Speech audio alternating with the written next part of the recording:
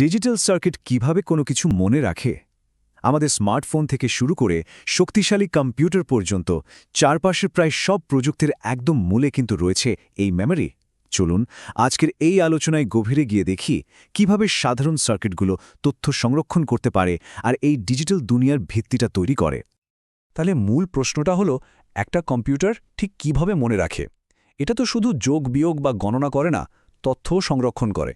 এই যে অসাধারণ ক্ষমতা, এর রহস্যটা কিন্তু লুকিয়ে আছে এক বিশেষ ধরনের সার্কিটের ডিজাইনের মধ্যে।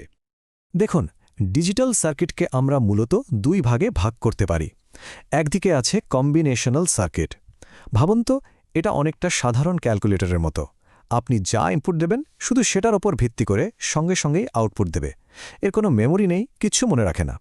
আর অন্যদিকে আছে সিকোয়েন্সিয়াল সার্কিট, যেটা শুধু বর্তমান ইনপুটই দেখে না, বরং তার অতীতকেও মনে রাখে। আর এখানেই কিন্তু মেমোরি আর ফিডব্যাকের আসল খেলাটা শুরু হয়। চলুন এবার এই স্মরণকারী সার্কিটগুলোর ভেতরে একটু ঢোকা যাক আর সিকোয়েন্সিয়াল লজিকের মূল ধারণাটা আবিষ্কার করা যাক। তাহলে সিকোয়েন্সিয়াল সার্কিট আসলে কি? সোজা কথায়, এটা এমন একটা সার্কিট যার আউটপুট শুধু বর্তমান ইনপুটের ওপর নির্ভর করে না, বরং আগে কি ইনপুট দেওয়া হয়েছিল সেই ইতিহাসের ওপরও নির্ভর করে। এই ইতিহাসটা মেমোরি এলিমেন্টে জমা থাকে আর একটা ফিডব্যাক পাথের মাধ্যমে সার্কিটে ফিরে আসে। এই মেমোরি আর ফিডব্যাক, এই দুটোই হলো এর পেছনের আসল জাদু।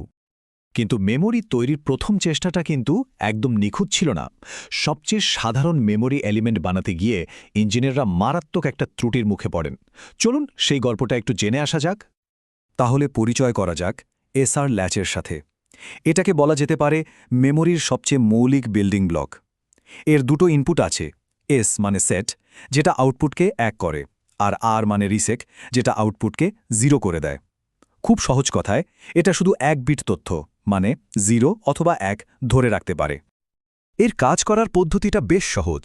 যখন এস হয় 1 আর আর হয় 0, আউটপুট সেট হয়ে 1 হয়ে যায়। আবার যখন এস 0 আর আর 1, আউটপুট রিসেট হয়ে 0 হয়। আর যখন দুটোই 0, তখন এটা আগের অবস্থাকেই ধরে রাখে, মানে তথ্যটা মনে রাখে। কিন্তু আসল সমস্যাটা বাধে যখন সেট আর রিসেট দুটোই একসঙ্গে 1 হয়ে যায়। এই অবস্থাকেই বলা হয় ফরবিডেন স্টেট বা নিষিদ্ধ অবস্থা। ব্যাপারটা কি হয়? যখন এস আর আর দুটোই 1 হয়ে যায়, তখন সার্কিটের দুটো আউটপুটই 0 হয়ে যায়। কিন্তু নিয়মটা হলো, একটা আউটপুট সবসময় অন্যটা ঠিক উল্টো হবে। দুটোই 1 হয়ে যাওয়াটা তো যৌক্তিকভাবেই অসম্ভব, আর এই কারণে পুরো সার্কিটটা অস্থিতিশীল আর একদম অনির্ভরযোগ্য হয়ে পড়ে। এটাই ছিল এর সবচেয়ে বড় দুর্বলতা। তাহলে যদি সংক্ষেপে বলি, এসআর ল্যাচের সমস্যাগুলো কি ছিল? প্রথমত, এর একটা অবৈধ বা নিষিদ্ধ অবস্থা আছে। দ্বিতীয়ত, এটা রেস কন্ডিশনের শিকার হতে পারে, যা আউটপুটকে একেবারে অনিশ্চিত করে ফেলে। আর সবশেষে, এর কোনো টাইমিং কন্ট্রোল নেই, মানে জটিল কোনো সিস্টেমে ব্যবহারের জন্য এটা মোটেই যথেষ্ট নির্ভরযোগ্য ছিল না। এই যে নিষিদ্ধ অবস্থার সমস্যা, এটা সমাধানের জন্য ইঞ্জিনিয়াররা নতুন প্রজন্মের সার্কিট তৈরি করলেন, ফ্লিপফ্লপ। এগুলো শুধু সাধারণ কোনো সার্কিট না, বরং এসআর ল্যাচের সমস্যা সমাধানের জন্য একটা বুদ্ধিদীপ্ত ইঞ্জিনিয়ারিং কৌশল। সবার প্রথমে আসে ডি ফ্লিপফ্লপ, মানে ডেটা ফ্লিপফ্লপ। এটা ছিল একটা অসাধারণ সহজ আর নিরাপদ সমাধান। এর ডিজাইনটাই এমনভাবে করা হয়েছে যাতে সেট আর রিসেট ইনপুট কোনোভাবেই একসঙ্গে 1 হতে না পারে। ব্যাস, অবৈধ অবস্থার সমস্যাটা পুরোপুরি দূর হয়ে গেল। আর এটা বানানোও কিন্তু খুব সহজ। একটা এসআর ফ্লিপফ্লপের এসআর আর ইনপুটের মাঝে শুধু একটা ইনভার্টার বসিয়ে দেওয়া হয়। এর ফলে কি হয়? একটা মাত্র ডি ইনপুট দিয়েই পুরো সার্কিটটাকে কন্ট্রোল করা যায়, আর নিষিদ্ধ অবস্থার কোনো সম্ভাবনাই আর থাকে না। কি দারুণ সহজ কিন্তু কার্যকর একটা কৌশল! ডি ফ্লিপফ্লপের কাজের সৌন্দর্যটা লুকিয়ে আছে এ ছোট্ট একটা সমীকরণে, কিউ নেক্সট ইকুয়ালস ডি। এর মানে হলো, পরের ক্লক পালসে আউটপুট ঠিক তাই হবে যা ডি ইনপুটে দেওয়া হয়েছে। সোজা কথা, ডেটা আসবে আর সার্কিট সেটাকে একদম নিখুঁতভাবে ধরে রাখবে। খুবই সহজ আর নির্ভরযোগ্য। এরপর এলো জেকে ফ্লিপফ্লপ, যা এসআর ফ্লিপফ্লপের একটা অত্যন্ত উন্নত আর শক্তিশালী সংস্করণ। এটা যে শুধু নিষিদ্ধ অবস্থার সমস্যাটা সমাধান করেছে তাই না, বরং এর সাথে একটা অসাধারণ নতুন বৈশিষ্ট্য যোগ করেছে। জেকে ফ্লিপফ্লপের সেই সুপার পাওয়ারটা হলো টগল মোড। যখন জে আর কে দুটো ইনপুটই 1 থাকে, তখন আউটপুট তার বর্তমান অবস্থার ঠিক উল্টোটা হয়ে যায়। মানে 0 থাকলে 1 হবে আর 1 থাকলে 0 হবে। এই যে ফ্লিপ করার ক্ষমতা, এটা একে কাউন্টার বা ফ্রিকোয়েন্সি ডিভাইডার বানানোর জন্য অপরিহার্য করে তুলেছে। জেকে ফ্লিপ ফ্লপের এই বহুমুখী প্রতিভা থেকেই জন্ম হয়েছে টি ফ্লিপ ফ্লপের।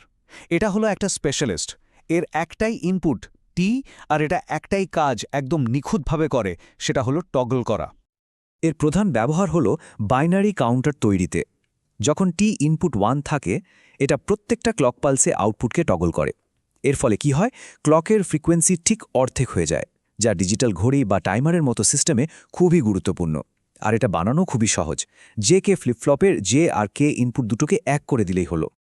ফ্লিপ-ফ্লপগুলো তো স্থিতিশীল হলো, কিন্তু আরও একটা সূক্ষ্ম সমস্যা কিন্তু রয়ে গিয়েছিল, টাইমিং। ভাবুন তো, এটা একটা রিলে রেসের মতো। যদি সার্কিটের বিভিন্ন অংশ একে অপরের চেয়ে আগে বা পরে কাজ করে, তাহলে তো হিসাবে ভুল হয়ে যাবে। এই অবস্থাকেই বলে রেস কন্ডিশন। চলুন দেখি ইঞ্জিনিয়াররা এই সমস্যা কিভাবে সমাধান করলেন। এই সমস্যার একটা দারুণ সমাধান হল মাস্টার স্লেভ কনফিগারেশন। এখানে দুটো ফ্লিপ-ফ্লপকে পরপর সাজানো হয়। এটা রেস অ্যারাউন্ড কন্ডিশন নামের একটা সমস্যা দূর করে, যেখানে একটা মাত্র ক্লক পালসের মধ্যে আউটপুট অনিয়ন্ত্রিতভাবে বারবার পাল্টে যেতে পারে। এর কাজ করার পদ্ধতিটা অনেকটা একটা 2 দরজার সিস্টেমের মতো। বেশ মজার। ধরুন, যখন ক্লক হাই, তখন প্রথম দরজাটা মানে মাস্টার খুলে যায় আর ইনপুট নেয়, কিন্তু ঠিক সেই সময়ে দ্বিতীয় দরজা মানে স্লেভ তালাবন্ধ থাকে। এরপর যখনই ক্লক লো হয়ে যায়, ঠিক উল্টোটা ঘটে। প্রথম দরজাটা লক হয়ে যায় আর দ্বিতীয় দরজাটা খুলে যায়। তখন মাস্টারের ভেতরে যে ডেটাটা ছিল সেটা ফাইনাল আউটপুটে চলে যায়। এই যে 2 ধাপের প্রক্রিয়া, এটাই নিশ্চিত করে যে ইনপুট আর আউটপুট কখনো একসঙ্গে সক্রিয় হচ্ছে না। খুবই বুদ্ধিদীপ্ত একটা সমাধান, তাই না? আমরা তো বেশ কয়েকটা মেমোরি এলিমেন্ট নিয়ে আলোচনা করলাম। এবার চলুন পুরো ফ্লিপ-ফ্লপ পরিবারকে এক নজরে দেখে নেই, তাহলে এদের মধ্যে পার্থক্যটা আরও পরিষ্কার হয়ে যাবে। এই যে তুলনামূলক চিত্রটা, এটা খুব পরিষ্কারভাবে প্রত্যেকটা ফ্লিপ-ফ্লপের বৈশিষ্ট্য তুলে ধরছে।